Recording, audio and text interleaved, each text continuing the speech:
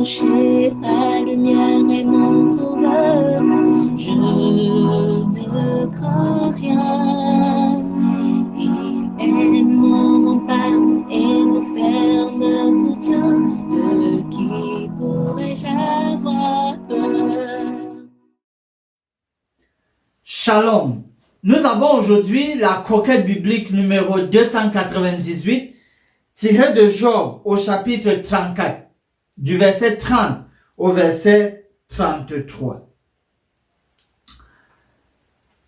Il y a quelques chapitres en avant, notamment au chapitre 24, dans l'un des discours de Job, Job se plaignait. Il se plaignait que voilà, Dieu n'agissait pas immédiatement pour punir les impies. En fait, lorsqu'on regarde le passage, Job 24, du verset 18 au verset 24, on voit qu'à un moment, Job dit, non, Dieu par sa force prolonge les jours des violents. Et les voilà debout quand ils désespéraient de la vie. Il a les regards sur leur voie. Ils se sont élevés et en un instant, ils ne sont plus, ils tombent. Donc en fait, Job croyait que ce n'est que pendant la mort ou lorsque la mort vient qu'il y a une cessation des activités des impies, des méchants. Donc pour Job, il n'y avait que la mort pour mettre fin à ces activités, à ce que le méchant peut faire. Élie a une opinion contraire. Et je pense aussi comme Élie qu'il est possible qu'autre chose intervienne pour mettre fin à l'activité des méchants. En fait, Élie déclare dans le passage du jour ceci: afin que l'impie ne domine plus et qu'il ne soit plus un piège pour le peuple. Car as-tu jamais dit à Dieu, j'ai été châtié, je ne pécherai plus, montre-moi ce que je ne vois pas.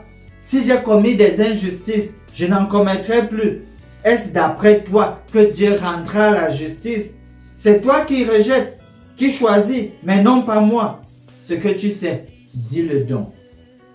L'allusion à la repentance. Est-ce que jamais le méchant, l'impie, a songé à se repentir? Parce qu'en fait, la question de fond d'Élie à Job, c'est voilà, si le méchant décide de reconnaître ses mauvais agissements et que dans le même temps, il voudrait avoir la récompense venant de Dieu par ses faveurs, est-ce vraiment de la repentance? Alors, clairement, je voudrais dire qu'il n'y a pas que la mort pour mettre fin à ce que le méchant a eu à faire. Il peut aussi avoir la repentance.